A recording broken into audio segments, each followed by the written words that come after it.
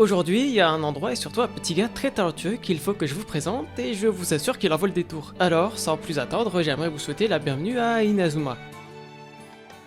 Comme moi peut-être, il y a 10 ans de cela, vous rentriez précipitamment de l'école pour aller sur Gulli et suivre les aventures intempestives de Inazuma Eleven. Bon, avant tout, pour celles et ceux qui ne connaîtraient pas, voilà comment tout commence. Et l'histoire n'est pas bien compliquée, on suit les aventures de Mark Evans, un petit passionné de football, ainsi que le cheminement de son équipe, celle du Collège Raymond. En fait, le club est assez bancal puisqu'il ne compte que 7 membres.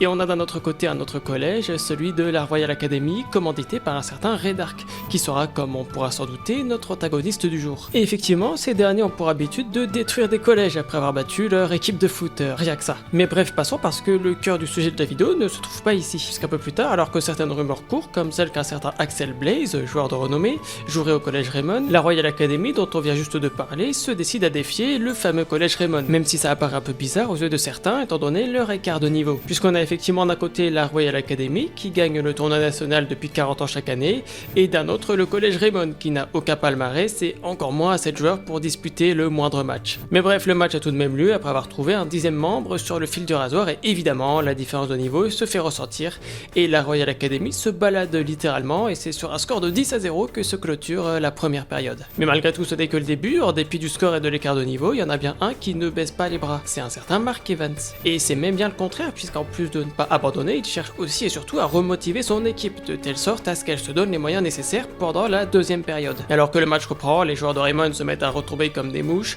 sauf son gardien de but qui tient encore à se battre malgré les conditions qui semblent être assez inespérées. Comme on l'a dit précédemment, l'écart de niveau est très élevé sans parler du score qui l'est plus encore, mais malgré ça, Mark refuse d'abandonner. Il se prend des tirs de part et d'autre et les joueurs de la Royal Academy finissent même par s'acharner sur lui sans même chercher à marquer, mais à chaque fois, Mark se relève après avoir chuté, et ce malgré ce que ça peut lui coûter. Et tout ça pour la simple raison que tant qu'il tient encore debout et tant que le coup de sifflet final n'a pas retenti, il n'a pas la moindre raison d'abandonner ni de baisser les bras. Alors il s'acharne chaque fois un peu plus jusqu'à sortir l'une de ses légendaires techniques, la main céleste, provenant d'une ancienne équipe légendaire, le 11 Inazuma. Peu après, Axel, sorti de sa planque, marque un but de toute beauté grâce à sa tornade de feu. Et voilà comment Raymond commence à performer. Enfin, performer façon de parler, mais au moins les premières lignes commencent à être tracées. On peut aussi se pencher rapidement sur l'opening que l'on découvre assez rapidement et ce dès le 3e épisode, qui ne vient que confirmer les questions que l'on a pu se poser précédemment. Inazuma Eleven. Si le match est dur, on s'en sortira. Même dans la boue, on les vaincra. On ne devra jamais renoncer. Inazuma sera notre allié. Grosso modo, l'union et l'amitié font la force, et si c'est compliqué, on se demande comment on va y arriver, et non pas si on va y arriver. Quoi qu'il en soit, je ne vais pas vous narrer tout l'anime, ça serait bien trop long, si le cœur vous en dit, je vous invite à la place à le regarder, c'est dispo gratuitement sur YouTube. Mais voilà, l'une des raisons pour laquelle je fais cette vidéo aujourd'hui, c'est ce fameux Mark Evans, qui, je peux l'affirmer, a sans aucun doute changé ma vie. Ça peut paraître un peu exagéré, mais je le pense sincèrement. Après attention, je suis pas en train de dire que grâce à Mark Evans, je vais devenir multimillionnaire ou autre, seulement qu'il m'a donné la force de me relever quand j'étais petit, et encore à l'heure actuelle, alors que tous les signaux m'auraient poussé à faire l'exact inverse. Alors j'étais peut-être pas physiquement au sol, à bout de force, en fait ce principe il s'est surtout instauré mentalement, parce que je pense qu'à l'heure actuelle les gens se découragent à une vitesse folle, et ce pour le moindre obstacle se dressant sur leur route, apprendre un sport, apprendre un instrument de musique, devenir bon en dessin ou encore sur un jeu vidéo, clairement c'est pas facile. En fait ce qui est tellement plus facile c'est d'abandonner en se disant que c'est trop difficile pour soi. Honnêtement il y a quoi de plus simple que de renoncer à la première difficulté qui pointe le bout de son nez. Je pense que si c'était si facile on serait tous des athlètes, dessinateurs, motion designers, acteurs, traders, top niveau et j'en passe.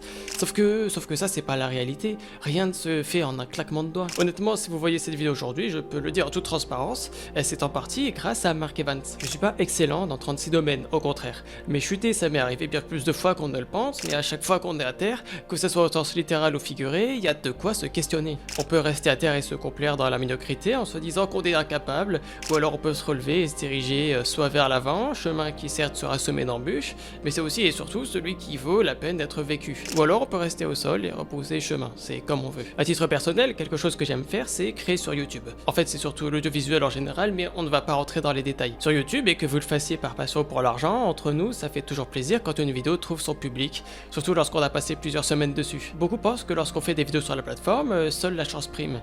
Alors qu'en réalité, le travail derrière est bien plus colossal qu'on ne l'imagine. Ceci dit, ça n'empêche pas de travailler dur tout en essayant de plaire à l'algorithme, le fameux. Je me suis cassé un bon nombre de fois fois les dents en publiant une vidéo, notamment sur cette chaîne, 10 vues ou 50, CTR à 2% ou moins. Après tout, on fait de son mieux et on fait ce qu'on aime. Ce n'est pas ce qui empêche de lier une passion à une activité rémunératrice. À l'heure actuelle, nombreuses sont les personnes qui n'aiment pas leur travail. Alors si on a l'opportunité de faire ce qu'on aime tout en gagnant sa croûte, je vois pas pourquoi on se priverait. Mais ça, c'est à condition de s'en donner les moyens. Ça serait trop facile de publier une vidéo et d'attendre des résultats les pieds en éventail, alors non, tout se mérite, allez jusqu'au bout, croyez en vos rêves. Tout ça pour dire que la puissance de Mark Evans, c'est plus subtil qu'il n'y paraît, mais pour un gamin de 15 ans encore en pleine construction, comme c'était mon cas, ça a grandement et littéralement contribué à la personne que je suis devenu actuellement. Mais après tout, Mark n'est tombé que quelques fois sur ces 2 premiers épisodes. Reste à voir ce que vaut le reste de son aventure. Comme on vient de le voir, Inazuma Eleven nous donne des leçons de vie, et pour le moment, il ne fait que commencer. Évidemment, si vous n'avez pas vu l'anime et que ça vous intéresse, on va continuer quelque peu à spoiler l'histoire, alors si le cœur vous en dit, c'est le moment de quitter la vidéo. Enfin bref, la suite de l'aventure, c'est quoi?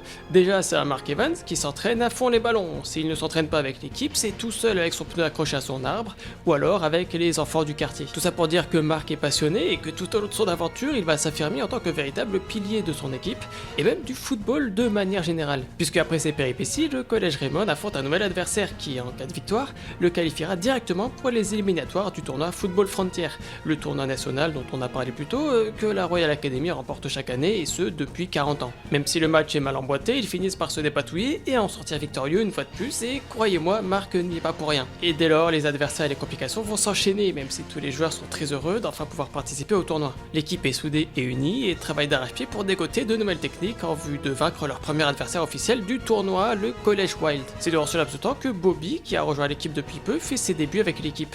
Il utilise d'ailleurs des techniques de la Royal Academy, ce qui n'échappe pas à certains. Mais durant le match, Jack, qui devait maîtriser la nouvelle technique avec Axel, n'arrive toujours pas à avoir suffisamment confiance en lui, alors Mark et les autres s'en chargent à sa place. Jack, ouvre les yeux, bon sang. Ils sont épuisés, mais ils continuent à se donner à fond. Le capitaine arrête tous les buts, alors que sa main lui fait un mal de chien. Aucun d'entre eux n'est prêt à jeter l'éponge. Je ne comprends pas. Pourquoi ils font tout ça? Parce qu'ils ont confiance en nous et qu'ils sont persuadés qu'on va marquer. Alors ils serrent les dents. Tandis que toi, quand tu fermes les yeux et que tu fuis tes peurs au lieu de les affronter, tu trahis tous ceux qui croient en nous. Voilà, encore une fois, les choses ont changé, non pas parce que Jack est tombé, mais bel et bien parce qu'il n'a pas abandonné, et qu'au lieu de tourner le dos, il s'est dit qu'il pouvait essayer une fois encore. Le match suivant oppose le collège Cybertech à Raymond, et en fait sa petite spécificité, c'est que ce dernier est aussi sous le contrôle du fameux Red Arc, celui qui contrôle aussi la Royal Academy. Et ça c'est le premier avant-goût de ce que cherche à nous dire Inazuma. Le monde, aussi rose et utopiste puisse-t-il paraître, cache en réalité bien souvent des petits détails dont on voudrait bien se passer. Même si parfois les détails sont pas si petits que ça. Enfin bref, l'entraîneur de collège Cybertech utilise un genre de casque lui permettant de donner des ordres à ses joueurs et ce directement durant le cours du match. Et après avoir marqué le premier but, ils se mettent à faire de l'anti-jeu. Évidemment, Mark n'y comprend rien, il se demande comment cette pensée peut leur effleurer l'esprit, alors à la mi-temps, les deux équipes se croisent. Mark demande au capitaine adverse si ça lui plaît de jouer comme ça. Que l'on marque 10 buts ou un seul, une victoire reste une victoire. Nous minimisons les risques jusqu'au coup de sifflet final. Tout ne se réduit pas aux mathématiques dans le football, vous ne pouvez pas tout calculer. Ce qui n'apparaît pas dans les données ne peut logiquement pas se produire. Ah, les données, tu n'as que ce mot à la bouche. C'est intéressant de jouer comme ça te plaît? Si ça me plaît. Mais durant la suite du match, Mark lui montre. Il monte à l'attaque et lui montre ce qu'est la vraie passion pour le football. Alors ils finissent par inverser le match et à la fin, Felt, le capitaine adverse, finit par comprendre, décrétant même que leur prochain match sera un vrai match. Dans le même temps, Inazuma continue à te dire que dès le plus jeune âge, l'enfance est confrontée à des problèmes qu'elle ne devrait même pas envisager. Pour commencer, Bobby, un des joueurs de l'équipe, était en réalité une taupe de la Royal Academy, tout comme Wintersea, leur entraîneur, qui prévoyait de saboter leur bus. Et voilà, oui, c'est assez moche. Mais ça contraste avec la beauté de Bobby, qui, taupe malgré lui, se fait ouvrir les yeux par Mark et se fait contaminer par sa passion qu'il a pour le football, le faisant définitivement renoncer à son statut d'espion pour la Royal Academy pour enfin appartenir pour de bon au collège Raymond. Après ça, Wintersea est évidemment renvoyé puis remplacé par le coach Hillman, un ancien du 11 d'Inazuma qui pourra donc faire ses débuts pour le match contre la Royal Academy, même si Red Arc avait prévu d'envoyer l'équipe de Raymond 6 pieds sous terre en leur faisant tomber des poutres métalliques dessus au coup d'envoi. Dans le même temps, ce dernier avait prévu de mettre Dark au courant d'un accord entre Jude, le capitaine de la Royal Academy, et sa sœur Celia, qui fait partie de l'équipe du collège Raymond. D'après celui-ci, s'il remportait une troisième fois consécutive le tournoi Football Frontier, il aurait pu vivre à nouveau avec sa sœur, qui avait été placée dans une famille d'accueil différente. Évidemment, Mark, sachant cela, ne parvient pas à jouer dans les meilleures conditions, jusqu'à ce que Axel se décide à le réveiller pour de bon. Marc! ce tir, j'ai mis toute la passion que j'ai pour le football. Axel. Marc, ce qui se passe en dehors du terrain, c'est comme si ça n'existait pas. Tu dois uniquement te concentrer sur le match, rien d'autre. Et il n'a en fait appliqué que ce que Marc aurait fait lui-même, le frapper littéralement avec passion pour lui faire ouvrir les yeux. Bon après je ne vous fais pas le topo, Raymond accède donc aux phases finales du tournoi et parvient à remporter chaque match jusqu'à la finale et ce, toujours grâce à la présence de Marc, se relevant chaque fois un peu plus fort et donnant à son équipe la force de continuer chaque fois qu'elle ressent le besoin d'abandonner. Non mais hé, ne me dites pas que vous pensez déjà à la défaite. Je vous signale que le match est loin d'être fini. Il nous faudrait une autre super technique, on a déjà usé toutes les nôtres. Justement, on en a une autre. Bah oui les gars, notre super technique la plus efficace n'a rien à voir avec l'oiseau de feu ou la foudre.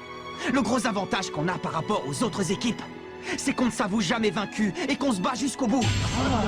Le match est en fait constitué d'une rare violence puisqu'on apprend ni plus ni moins que Redark se cachait encore derrière cette équipe et leur faisait prendre une sorte de boisson qui était, comme on pourra s'en douter, une forme de dopage. Leurs tactiques sont alors surpuissantes et dévastatrices et les joueurs de Raymond se retrouvent rapidement à terre, trop faibles pour se relever. Sauf Marc, qui se relève même si tous les autres sont à terre, même lorsque l'arbitre s'apprête à les déclarer forfait.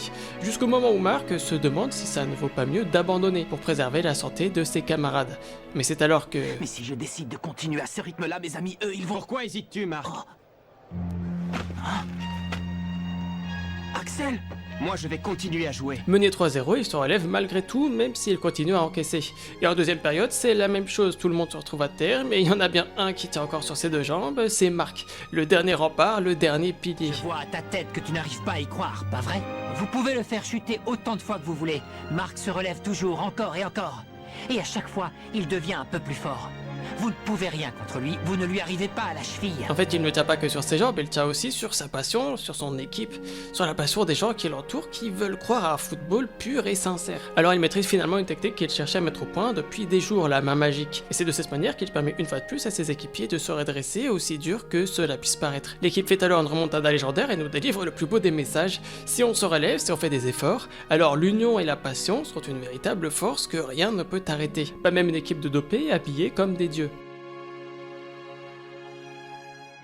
Juste avant de conclure, je devais vous dire que cette vidéo, c'est la deuxième que je fais pour raconter la beauté d'Inazuma Eleven. La première, j'y ai passé plus de 2 semaines, elle était beaucoup plus complète, avec beaucoup plus d'extraits. Mais la vérité, c'est qu'aujourd'hui, j'en mettrai aucun, peut-être 2 ou 3, parce que mon travail a été réduit à néant, et a littéralement fondu comme neige au soleil. Presque 1 heure de vidéo, envolée comme si rien ne s'était passé, à analyser et à narrer l'anime avec toute la passion que je lui accorde depuis mes années collège, alors oui, je l'ai en travers de la gorge. J'ai tenté de la modifier dans un premier temps, légèrement, mais ce n'était pas suffisant. Elle se faisait restreindre en boucle. Et quand je dis restreindre, c'est au niveau de la visibilité, je ne parle même pas en termes de monétisation. La vidéo ne pouvait pas être monétisée, mais surtout elle ne pouvait pas être publiée. C'est-à-dire que même si je ne percevais rien dessus, les ayants droit n'autorisaient même pas sa publication. Alors comme Mark Evans me l'a si bien appris, je me suis accroché. Pendant 3 jours durant, je l'ai modifiée de telle sorte à ce qu'elle rentre dans les clous. Résultat, 3 jours de plus de perdu, parti en fumée. Alors je me suis résigné parce que si je continue à massacrer ma vidéo de la sorte, elle ne ressemblerait plus à rien, alors voilà, je l'abandonne. À moitié seulement, parce que je me suis motivé à refaire cette vidéo que vous voyez aujourd'hui, dont j'ai recyclé une légère partie du script, mais voilà, je voulais simplement vous partager mon dégoût et mon dépit, et sur ce, nous on y retourne avec la conclusion. En fait, Inazuma, Marc ainsi que les autres, viennent nous mettre une claque assez monumentale. Pas au sens littéral évidemment, mais plutôt dans les significations et dans les messages qu'elle colporte. Déjà, Inazuma à mes yeux, ce n'est rien de plus qu'une vaste métaphore de la vie telle qu'on la connaît. Parce que si on regarde un petit peu plus près, Marc et son club partent de rien. Enfin, de presque rien. Parce qu'on rappelle qu'au début, le club ne comptait que 7 membres, et qu'au moment de démarrer le premier match contre la Royal Academy, il n'était que 10 avant que Willy ne se présente, avant de se faire remplacer par Axel. Et les obstacles n'ont pas arrêté de se succéder les uns aux autres dès lors. La corruption de Wintersea, leur ancien entraîneur, leur premier adversaire pour les éliminatoires du football frontière, des adversaires de plus en plus forts au fur et à mesure de leur avancée, en passant de la Royal Academy jusqu'à l'équipe du College Zeus, sans oublier la recherche de nouvel entraîneur qui s'est avérée fructueuse. Tout ça pour dire qu'à chaque fois vous atteignez un objectif, un autre derrière pointe souvent le bout de son nez, mais ce n'est pas forcément négativement qu'il faut l'interpréter. En fait, il faut plutôt le voir de la manière suivante. Vous avez progressé et vous êtes désormais capable de faire face à une épreuve plus difficile que celle que vous avez précédemment traversée. Et ça, c'est un petit peu la vie finalement. Les différentes marches que l'on doit gravir petit à petit, visant à la prochaine dès qu'on a le loisir d'en fouler une nouvelle. Et ça, pour un animé visant des gosses de 15 ans parmi lesquels je me trouvais, même si je ne le comprenais pas encore, honnêtement, c'est très fort. On se rend vite compte que bien sûr, il y avait un monde entre vaincre l'Institut Occulte et le Collège Zeus, mais c'est justement le parcours entre ces deux équipes qui leur a permis d'acquérir le niveau nécessaire pour vaincre cette dernière. Et implicitement, le message c'est aussi de croire en nos rêves, de ne jamais abandonner aussi ardu que puisse paraître la tâche. Parce que la force, même mentale, c'est comme un muscle et ça se travaille. On nous dit bien qu'il faut tomber dans un premier temps pour se relever, ensuite et progresser, comprendre ses erreurs, les analyser, et ce afin d'en colmater les failles. Alors oui, si on n'essaie pas, il n'y a pas le moindre risque d'échouer. Mais si on n'essaie pas, on ne saurait jamais ce qui aurait pu se produire. Alors la balle est dans votre camp si j'ose dire. Ne jamais abandonner, c'est une force à ne pas sous-estimer, et faire ce qu'on aime avec passion et conviction, les plus encore. À l'heure actuelle, nombreuses sont les personnes talentueuses qui ne prennent pas la peine d'essayer, ou qui abandonnent dès le premier échec. Mais chaque sportif, chaque musicien, chaque artiste de haut niveau a dû faire face à probablement plus d'échecs et de chutes que vous ne pouvez l'imaginer. Si tout le monde réussissait du premier coup, ça se saurait, et le monde serait sûrement tout blanc ou tout noir, je ne sais pas. Inazuma nous apprend aussi que l'on n'est pas seul. Ici au football, vous avez votre équipe pour vous épauler, et plus généralement vos amis ainsi que votre famille. L'énorme avantage à ça, c'est déjà la passion partagée. Parce qu'après tout, quoi de plus motivant que de voir l'épanouissement et la progression de vos proches, qui rendent possible cette ascension que vous convoitez. Et encore une fois, ici le but c'est bel et bien de courir aux côtés de vos amis et non pas devant ou derrière eux. Et il a toujours l'air heureux, quoi qu'il arrive. Il me fait beaucoup penser à Eric, non? Pas toi? Non, pas du tout. Marc est très différent d'Eric. Tout ce que je pouvais voir d'Eric, c'était son dos. Je le voyais s'éloigner de plus en plus de moi. J'essayais de courir aussi vite que je pouvais, mais je n'arrivais jamais à le rattraper. Avec Marc, c'est différent. Il ne court pas devant moi, il court à mes côtés. Tout ça pour dire que l'union fait la force. Une force qui se transmet d'ailleurs, parce que comme on l'a si bien vu, au début, seul Marc était aussi motivé. Mais petit à petit, il a irradié son équipe de son mental. Jusqu'à ce que cette dernière vole de ses propres ailes, même s'il reste toujours là, à leur côté, afin de veiller sur eux. En fait, Marc agit un peu comme une muraille, un pilier si on veut. Le pilier de Raymond. Parce que si pour une quelconque raison tous les joueurs devaient se retrouver au sol, vous en trouveriez toujours au moins un debout, Marc. Il faudrait alors non pas se demander si ses coéquipiers se relèveraient à un moment ou à un autre, mais plutôt combien de temps il prendrait à le faire. À partir de là, on peut supposer qu'un sourire, ou ne serait-ce qu'une chute, suivi d'une prise de conscience et d'assez de force pour se relever, pourrait bel et bien changer le monde. D'ailleurs, Inazuma colporte aussi l'espoir du changement. Bon, c'est vrai que c'est assez bateau comme phrase, mais je m'explique. On a Marc d'un côté, un petit passionné de football, et d'un autre côté, une véritable foule de personnes qui n'y comprend rien, qui ne comprend rien à ce que représente Mark Evans. Parce que comme on vient si bien de le mettre en valeur, lorsque Marc s'y met, il n'est pas prêt de s'arrêter. Et c'est valable pour soutenir ses amis, mais ça l'est aussi pour faire prendre conscience à ceux qui ont pu le prendre de haut, ou tout simplement ne pas comprendre sa manière de penser et d'agir. Jude en est le premier exemple concret, parce que c'était bel et bien lui qui qualifiait Marc comme étant Le plus bel idiot que j'ai jamais vu. Au final, il se range sous son aile, comprenant finalement, après avoir côtoyé la défaite et après avoir joué contre lui puis à ses côtés, ce que valait réellement Mark Evans. C'est la même chose pour Felt, le gardien du collège Cybertech, qui ne jurait que par ses statistiques. Il se rend finalement compte à quel point jouer un match avec le cœur est 1000 fois plus amusant qu'avec un casque branché sur les oreilles à écouter des ordres. On peut aussi prendre l'exemple de Bobby, espion dans un premier temps pour la Royal Academy. Il se range vite du côté de Marc, ce dernier faisant ressortir en lui la passion qu'il a pour le football, ainsi que cet esprit de combativité que Marc a fini par lui insuffler. Enfin bref, tout ça pour dire qu'un sourire peut entraîner plusieurs sourires à son tour. Chaque action, chaque marche gravie, aussi petite soit-elle, peut entraîner bien plus de conséquences qu'on ne peut l'imaginer. Ceci étant dit, tout n'est pas rose, tout peut être très dark. J'ai décidé de ne pas vous narrer tout l'anime parce qu'on en aurait eu pour 10 heures, mais ces 25 premiers épisodes se suffisent à eux-mêmes. En fait, Inazuma aurait pu s'arrêter là, que ça en aurait déjà été un franc succès. Parce que Inazuma c'est simplement une bande de gamins passionnés par le foot, alors ils jouent au ballon et tapent dedans, certains d'entre eux se mettent à exceller, et voilà que naissait le football frontier. Le football et le sport de manière générale sont quelque chose de simplement magnifique, une passion, un portail vers l'union et la solidarité. Mais Inazuma nous montre aussi à quel point les choses peuvent être sombres, et ce dès l'enfance. Pourquoi ne pas simplement profiter de l'enfance de la jeunesse innocente pour alimenter une vieille rancœur, et ainsi orchestrer une vengeance qui se répercutera sur un nombre d'innocents plus grand encore. Le monde il est loin d'être tout rose, c'est le moins qu'on puisse dire, alors quitte à être plongé dedans tôt ou tard, pourquoi ne pas déjà commencer à prendre le coup? Redar que c'est une histoire très complexe pour commencer, mais c'est aussi et surtout un antagoniste de génie, parce que lui aussi il s'est affirmé comme obstacle majeur face à Raymond comme face à d'autres équipes. Contrôlant la Royal Academy et le collège Cybertech, il a même tenté d'infiltrer le collège Raymond lui-même via Bobby et son ancien entraîneur. On le retrouve évidemment plus tard avec le collège Zeus. Ce qu'il faut retenir, c'est que peu importe que ce soit en bien ou en mal, chacun progresse, et ce pas nécessairement pour les bonnes raisons, mais certains parviennent à ouvrir les yeux, parfois plus rapidement que d'autres. Redark est soupçonné d'être aussi à la source de nombreux malheurs, notamment l'accident de la sœur d'Axel, ainsi que la mort du grand-père de Marc. Inazuma Eleven nous dit aussi insidieusement que le monde est un peu pourri. Heureusement, il ne se contente pas de faire ça, sinon c'eût été carrément morbide et déprimant, parce qu'il nous offre la possibilité de nous battre. Alors oui, c'est plus difficile quand on s'y prend à la loyale, ça prend plus de temps, plus d'efforts, mais une chose est sûre, La satisfaction qu'on en retire derrière n'a absolument aucun rapport avec une victoire illégitime et diverses méthodes douteuses, parce que Inazuma nous offre le choix de qui l'on veut devenir, et pour quelle motivation on a envie de nous surpasser. Alors il ne vous reste plus qu'à choisir, mais n'oubliez jamais, la route est bien souvent glissante, étroite et sinueuse, mais à l'arrivée, la satisfaction que vous en retirez vaut chaque détour et chaque difficulté rencontrée.